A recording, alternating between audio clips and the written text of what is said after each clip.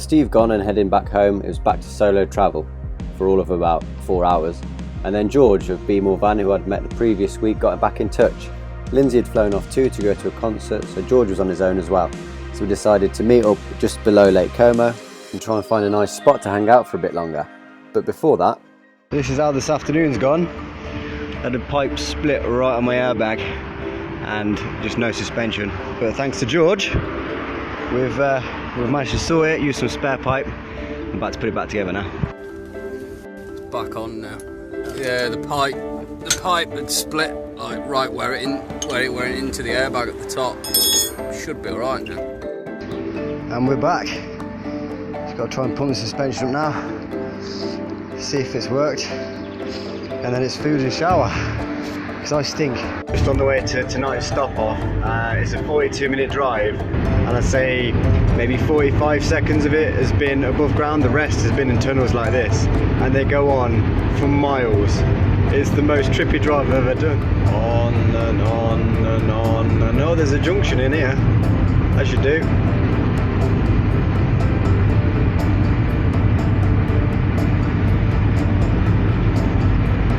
We're out. Oh, no we're not. Yeah, we're back in again. It's absolutely mental. Late night, Northern Italy convoy past Lake Como. Check out Project.Amber's lights from the back, it looks f***ing awesome.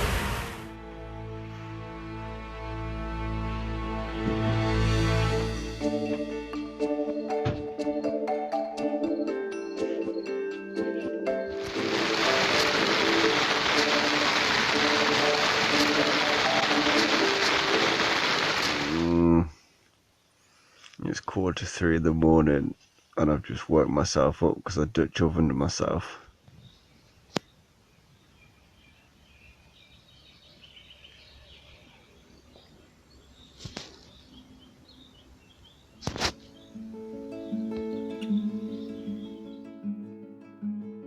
We had no idea what to expect in the morning, but were greeted by this. We had no idea at the time, but we'd actually stumbled across one of the best spots of the entire trip. Completely hidden and secluded, waterside, mountain views, and a town not too far away for food. It was perfect. We spent 2 weeks here in the end, just existing and doing what we wanted.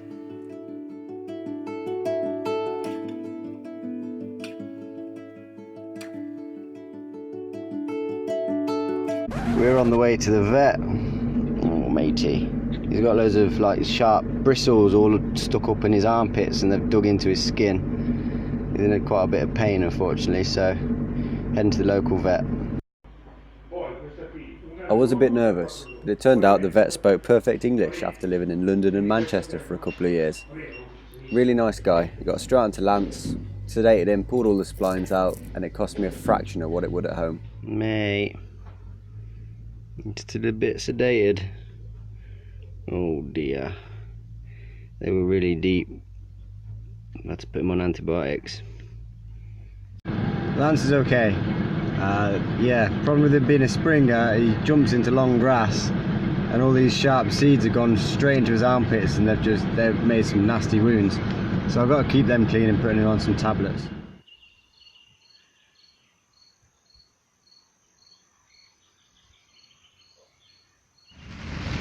This is where the phrase tarping up was born. Neither of us had an awning, and the storms in Italy in the evenings were quite frequent and quite heavy.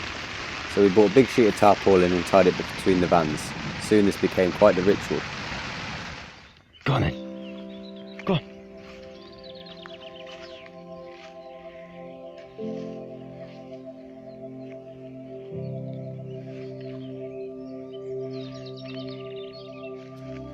A bit warm, mate. Okay.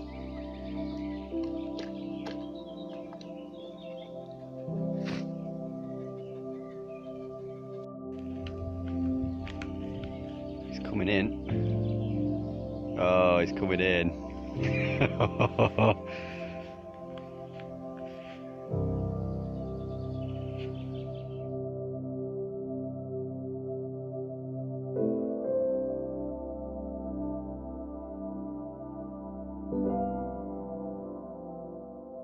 Every night, without fail, this mist would roll down the river. It'd be a kind of warning that mosquitoes would come in, so get inside. But after that, the mosquitoes would disappear, it'd get dark, and then the whole surrounding area would be lit up by fireflies.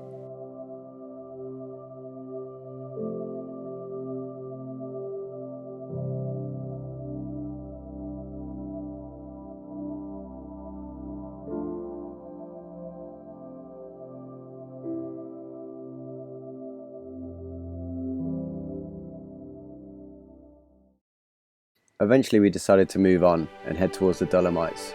This involved going through the mighty Stelvio Pass.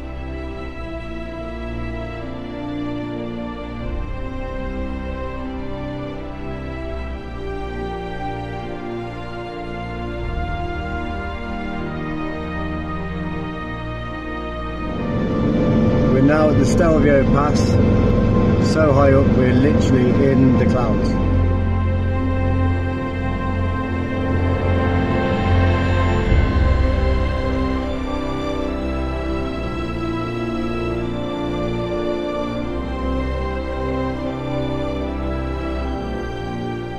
Classed by many as the greatest road in the world, its usual occupants are supercars, hypercars, classic rallies, the works.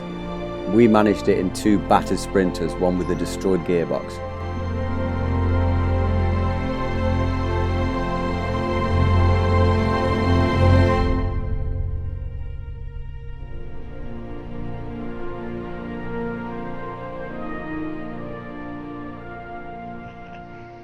We're just having to do some bike adjustments to be more van because there's a tunnel there that they're not gonna quite fit through. We are really high up right now.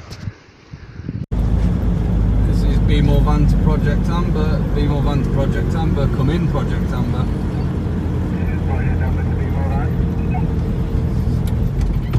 The way back down was slow going and quite treacherous. We had to balance keeping the brakes cool with slowing down enough to make the hairpin corners. So by the time we got to our overnight spot, an old car park of an abandoned hotel, we had no idea what was on our doorstep.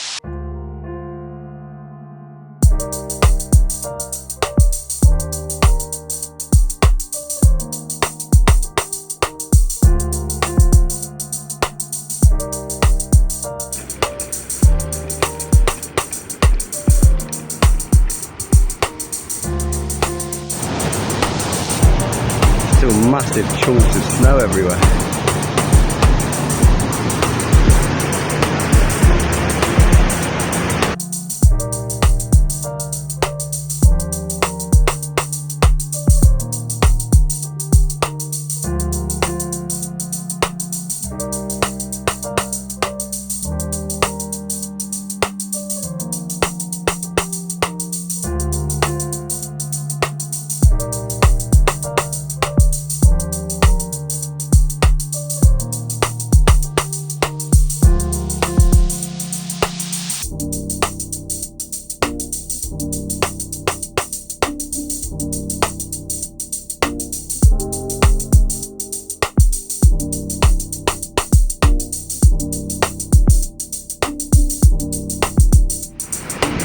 Go on then.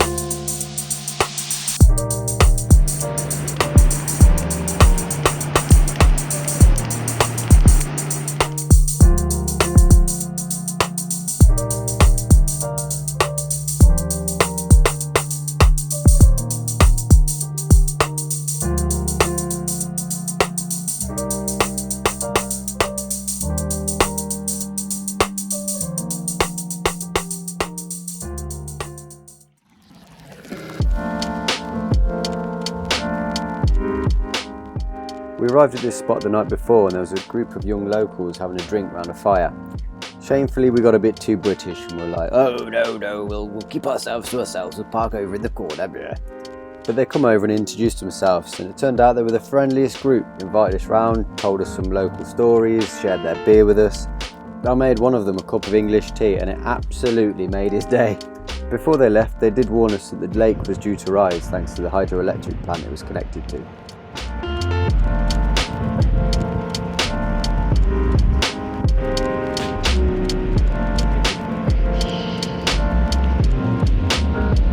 Come on then. Good boy, no! We're parked on this lake which is connected to a hydroelectric plant, and they've just opened the gates, and this little stream has now turned to a major rapids. We're going to keep an eye on it. We think all this area here is going to turn to become the lake. As long as it doesn't go any further and go to the vans, we're alright. Making me think I really want it to fill up is, if it does, we can use that jump. Right, it's 12:30 at night and the lake has got pretty damn close to the vans, so we're moving out. There's a little bit of top, so we're just going to move up there and see if we made the right decision tomorrow.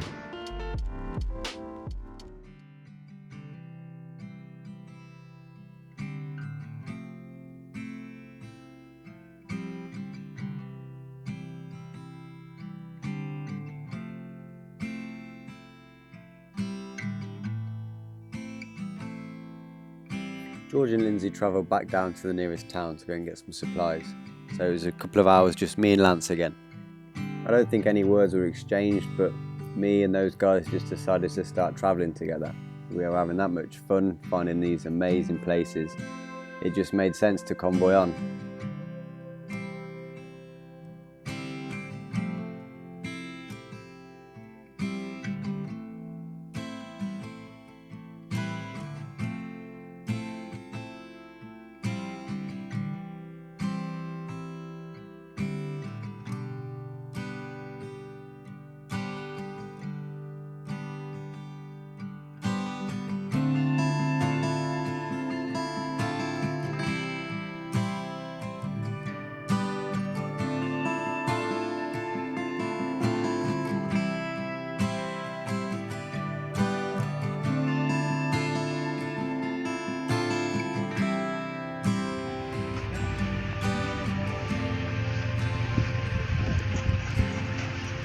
Okay, now probably isn't the right time to remember that I have a pretty big fear of Ferris wheel and carriage-like rides.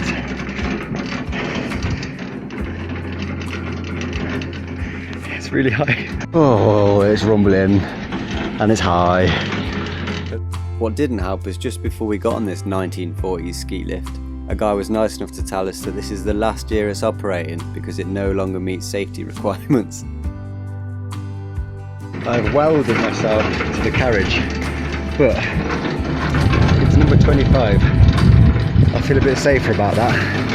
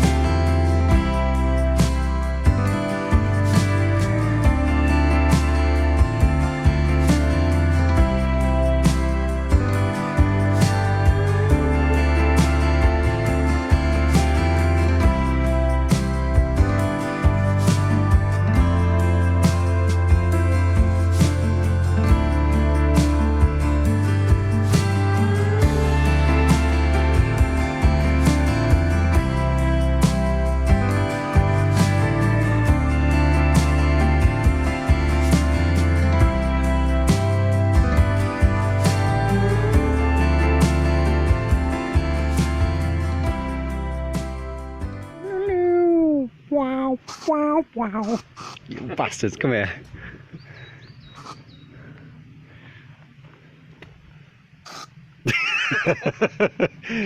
Evil. Bite me, will you? Avante. Broke the van again. Hit it off a rock. And this whole back end is now kind of just... yeah, them lights are just loose. I think I need some repairs on this back end.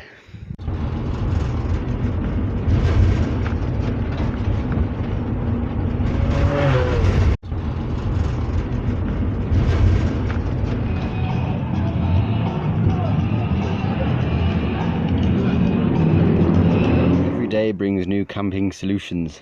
Dual table, outdoor table. We need a better name for it.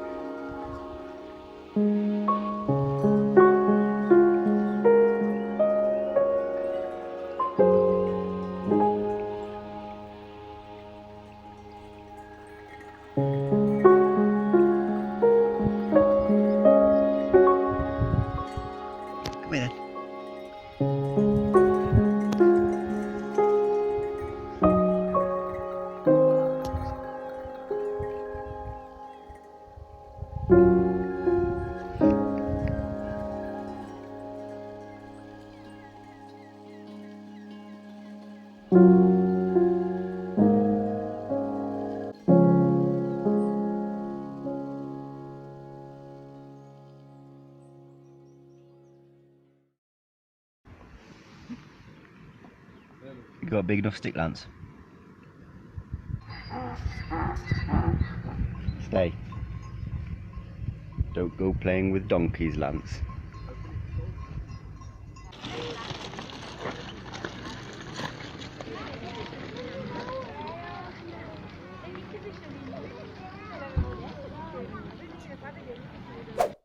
Right, this place, Lago de Breas, the place you all see on Instagram and it looks so pretty.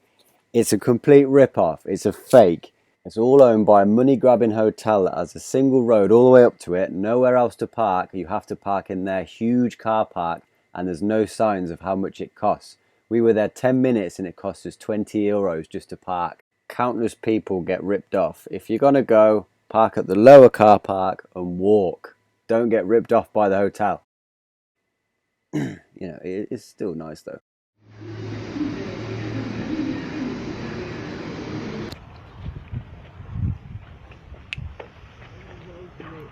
You're in the wrong Sprinter, mate. Just pulled up at a park for night and it was, well, it was crap, I'm not even gonna lie.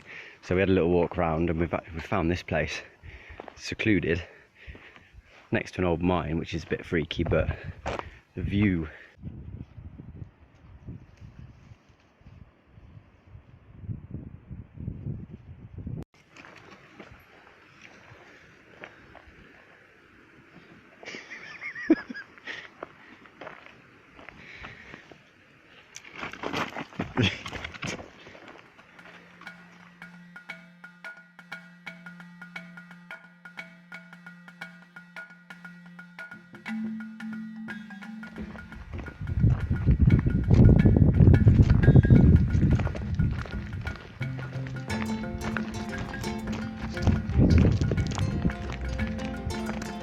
What do you weigh?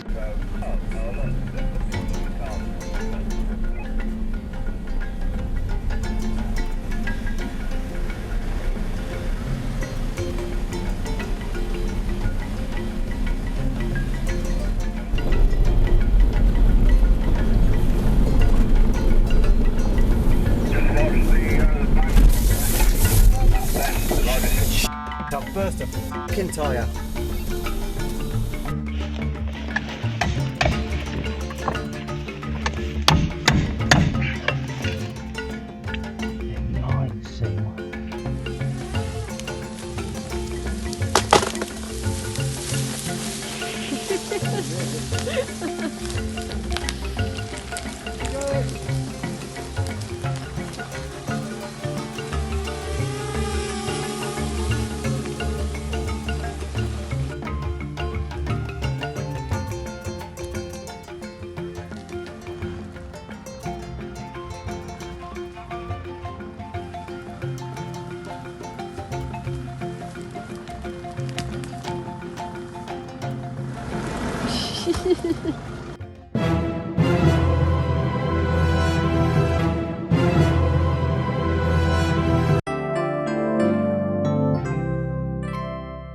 We went off in George's van to find a tyre shop, and luckily they swapped them over for us. You can see this whole story in another video.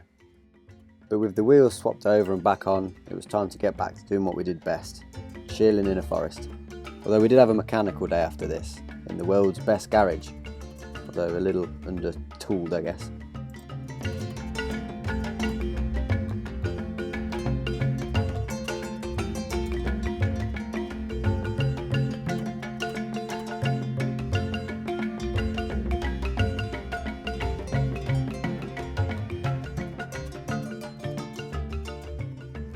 Gone to find the reason of the squeaky brakes, and that is it.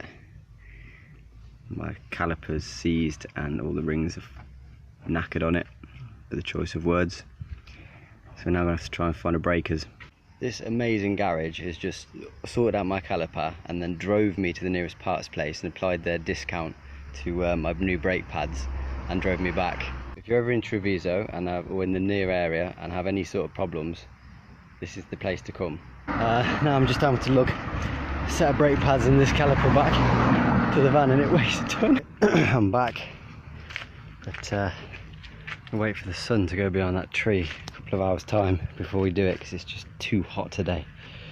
Way too hot.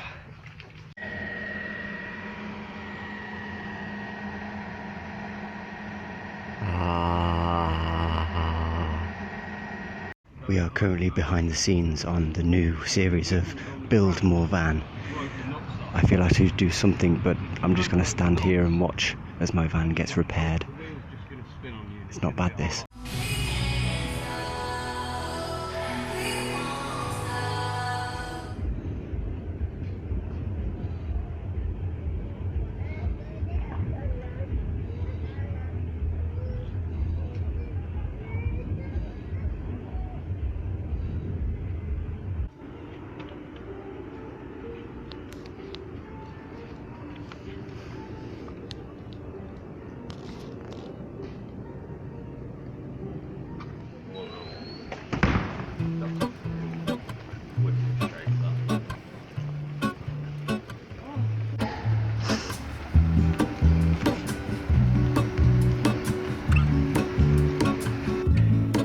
There is a life I lead in this city. In the modern age, you won't need your head. Replace it with an iPad now. It's getting a little tight in here. Doesn't make it easy. The other piece of my heart moves slow. Somewhere in the great unknown. When I return from the afterglow, will you carry me like I am whole again? Wait, hold on, put me together, take me back where I belong. I want it all, I had a feeling, but the feeling is all gone. Wait, hold on, put me together, take me back where I belong. I want it all, I had a feeling, but the is all gone.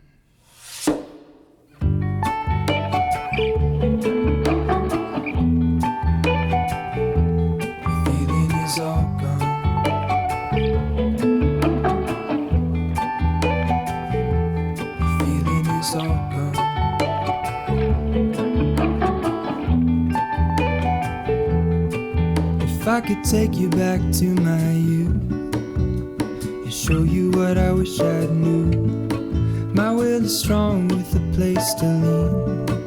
In the moment I hung desperately, the other ring on my wrist is gold, pairing with the light it holds.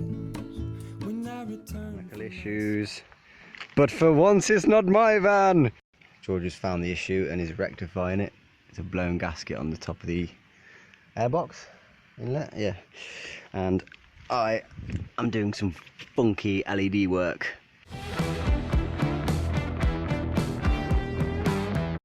George has decided he wants an outdoor light as well, so he's gone about putting a super spot on his van. We're about to find out if it works. Hold my beer, watch this. Hey! Bang on, mate.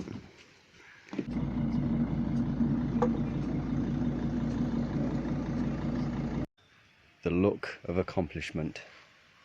The look of pain in the neck. Enjoy your warm beer. There's my dog. Oh. And what do you think you're doing? Quite at home in here Making now. himself at home. Oh.